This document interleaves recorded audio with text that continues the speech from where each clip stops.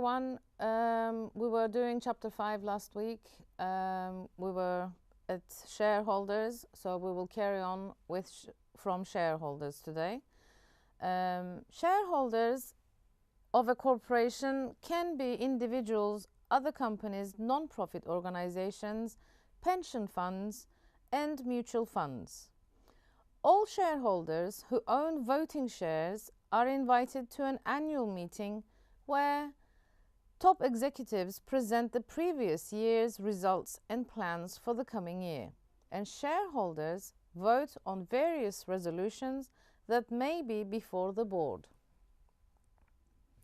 Those who cannot attend the annual meeting in person vote by proxy, signing and returning a slip of paper that authorizes management to vote on their behalf. Because their shareholders elect the directors in theory, they are the ultimate governing body of the corporation.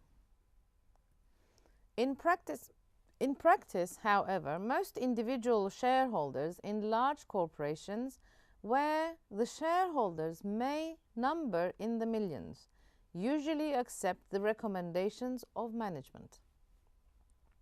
The more shareholders a company has, the less tangible the influence each shareholder has on the corporation.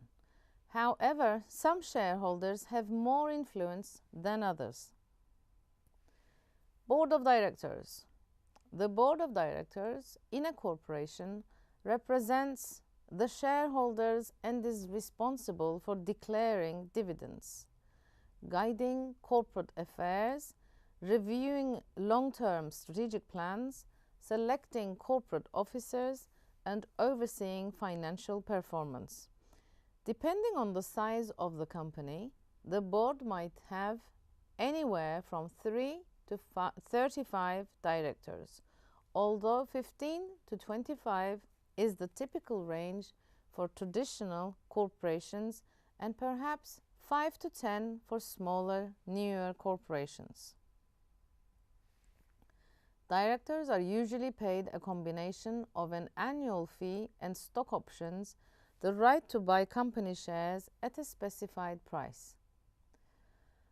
The board typically has the power to vote on major management decisions, such as building a new factory, hiring a new CEO, or buying a subsidiary. However, the board's actual involvement in running the business varies from one company to another, from passive boards that contribute little to the management of the organization to extremely involved boards that participate in strategic decision making. Composition. Simply identifying the type of people who should be on the board can be a major challenge. Ideally, you want a balanced group of seasoned executives, each of whom can bring something to the table that helps the corporation, such as extensive contracts in the industry, manufacturing experience, insight into global issues, and so on. The ratio of insiders, which are the executives, to outsiders, and these are the independent directors, is another hot topic. In order to be effective, these outsiders must also have enough knowledge about the inner workings of the organization to make informed decisions. Education. Overseeing the modern corporation is an almost unimaginably complex task. Board members are expected to understand everything from government regulations to financial management to executive compensation strategies, in addition to the inner workings of the corporation itself. Liability. One of the more controversial reform issues has been the potential for directors to be held legally and financially liable for misdeeds of the companies they oversee. Recruiting challenges. Being an effective director in today's business environment is a tough job. So tough that good candidates may start to think twice about accepting directorships. Understanding business combinations. Companies have been combining in various configurations since the early days of business. Joining two companies is a complex process because it involves virtually every aspect of both organizations. For instance, executives have to agree on how the combination will be financed and how the power will be transferred and shared. Marketing departments need to figure out how to blend advertising campaigns and sales forces. Incompatible information systems often need to be rebuilt or replaced in order to operate together seamlessly. Companies often must deal with layoffs, transfers, and changes in job titles and work assignments. And through it all, the enterprise needs to keep its eye on customer service, accounting, and every other function. Now we'll look at mergers and acquisitions. Businesses can combine permanently through either mergers or acquisitions.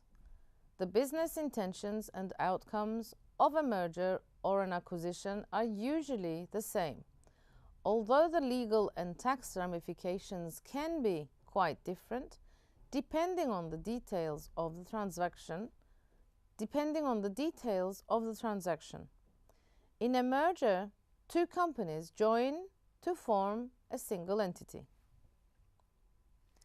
Traditionally, mergers took place between companies of roughly equal size and stature, but mergers between companies of vastly different sizes is common today.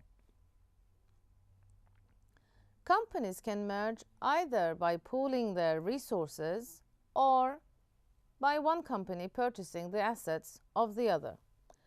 Although not strictly a merger, a consolidation in which two companies create a new third entity that then purchases the two original companies is often lumped together with the other two merger approaches. In an acquisition, one company simply buys a controlling interest in the voting stock of another company. Unlike the real or presumed marriage of equals in a merger, the buyer is definitely the dominant player in an acquisition. In most acquisitions, the selling parties agree to be purchased. Management is in favor of the deal and encourages shareholders to vote in favor of it as well. Since buyers frequently offer shareholders more than their shares are currently worth, sellers often have a motivation to sell. However, in a minority of situations, a buyer attempts to acquire a company against the wishes of management. In these hostile takeovers, the buyer tries to convince enough shareholders to go against management and vote to sell. Buyers can offer sellers cash, stock in the acquiring company, or a combination of the two. Another option involves debt. A leveraged buyout occurs when one or more individuals purchase a company's publicly traded stock by using borrowed funds. The debt is expected to be repaid with funds generated by the company's operations and often by the sale of some of its assets.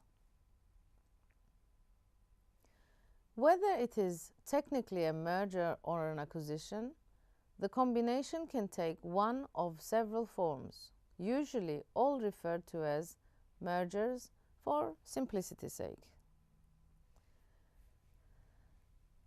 A vertical merger occurs when a company purchases a complementary company at a different level in the value chain. such as when a company purchases one of its suppliers or one of its customers. For instance, a car manufacturer acquiring a windshield manufacturer would be a vertical merger, since the two companies complement each other in the creation of automobiles. A horizontal merger involves two similar companies at the same level, such as a combination of two car manufacturers, two windshield manufacturers, two banks, or two retail chains. In a conglomerate merger, the two firms offer dissimilar products or services, often in widely different industries. Conglomeration was a popular strategy in the 1950s and 1960s, based on the hope that by diversifying into a variety of industries at once, the company could survive market downturns in one or a few of them. A market extension merger combines firms that offer similar products and services in different geographic markets. Companies pursue a product extension merger when they need to round out a product line. This approach is common in the computer industry, where larger customers expect suppliers to provide a wide range of goods and services.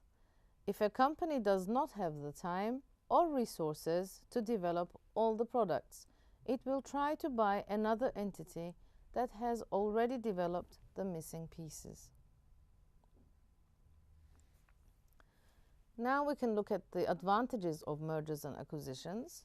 Companies pursue mergers and acquisitions for a wide variety of reasons.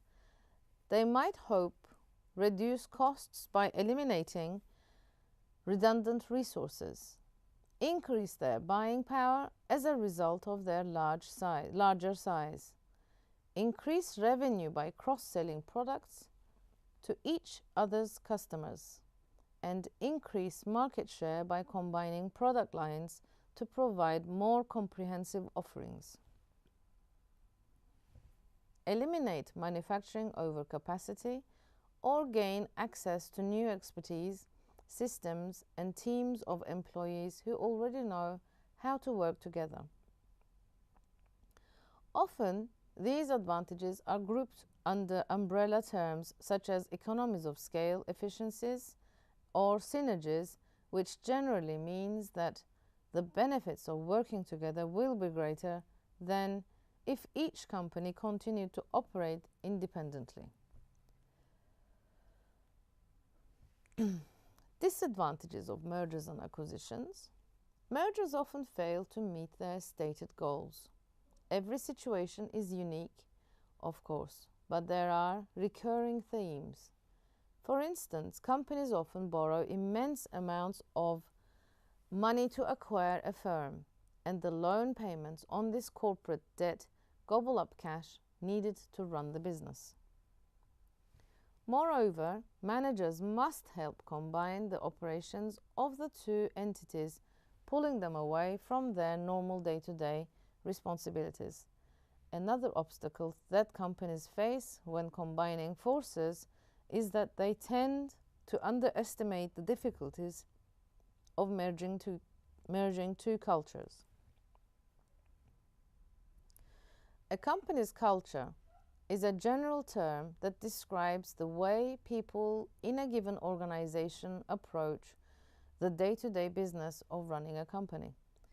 Culture includes not only management style and practices, but even the way people dress and how they communicate. Culture clash occurs when two joining companies have different beliefs about what is really important, how to make decisions, how to supervise people, and how to communicate, and so on. Experts note that in too many deals, the acquiring company imposes its values and management systems on the acquired company without any regard to what worked well there. Given the less than stellar record of mergers and acquisitions, One might be tempted to ask why so many deals continue to happen year in and year out. In some cases, the managers involved believe that the potential advantages outweigh the risks. In other cases, executives believe they need to combine companies in order to stay competitive in a changing marketplace. Current trends in mergers and acquisitions.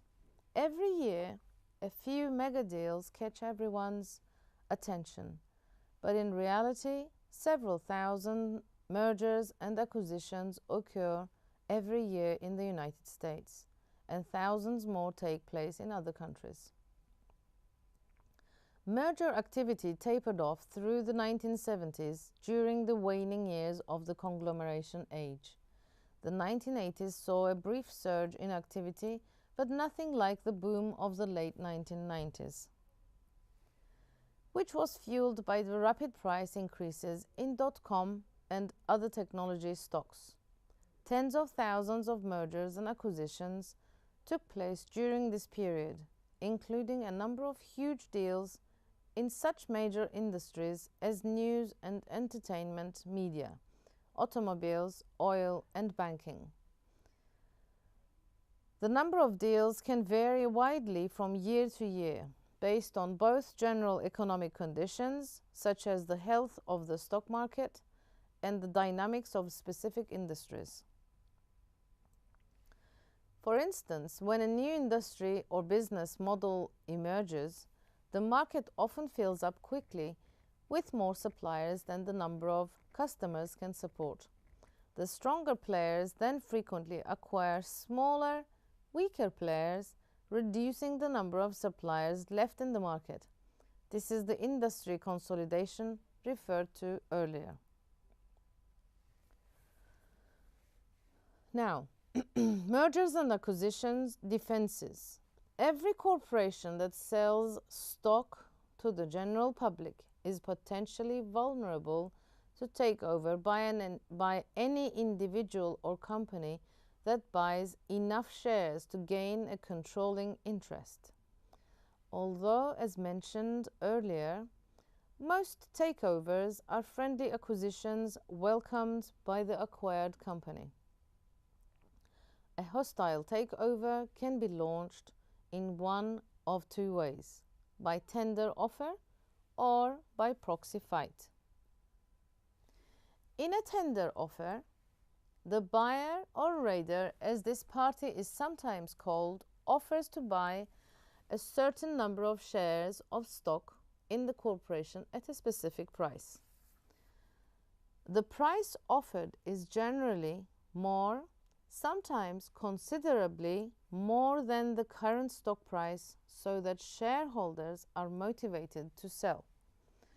The raider hopes to get enough shares to take control of the corporation and to replace the existing board of directors and management. In a proxy fight, the raider launches a public relations battle for shareholder votes, hoping to enlist enough votes to oust the board and management.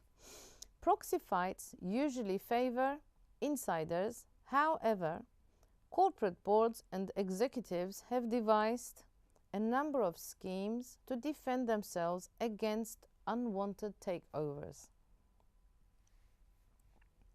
The poison pill. This plan, triggered by a takeover attempt, makes the company less valuable in some way to the potential raider. The idea is to discourage the takeover from actually happening. A good example is a special sale of newly issued stock to current stockholders at prices below the market value of the company's existing stock. Such action increases the number of shares the raider has to buy, making the takeover more expensive. Many shareholders believe that poison pills are bad for a company because they can entrench weak management and discourage takeover attempts that would improve company value. The shark repellent. This tactic is more direct. It is simply a requirement that stockholders representing a large majority of shares approve of any takeover attempt. Of course, such a plan is viable only if the management team has the support of the majority of shareholders. The White Knight. A white knight is a third company that steps in to acquire a company that is in danger of being swallowed up in a hostile takeover. The takeover target is still purchased, but at least it happens on more positive terms. Now we are going to look at strategic alliances and joint ventures. Chapter 3 discussed strategic alliances and joint ventures from the perspective of international expansion, defining a strategic alliance as a long-term partnership between companies to jointly develop, produce, or sell products, and the joint venture as a separate legal entity established by the strategic partners. Strategic alliances can accomplish many of the same goals as a merger, consolidation, or acquisition without requiring a painstaking process of integration. They can help a company gain credibility in a new field, expand its market presence, gain access to technology, diversify offerings, and share best practices without forcing the partners to become permanently entangled. For instance, in the information technology business, computer giant IBM recently struck an alliance with Cisco, a leader in networking technology, in order to supply internet, telephony, and video solutions. And now we've come to end of chapter 5. We will be together again next week with chapter 6. Thank you very much.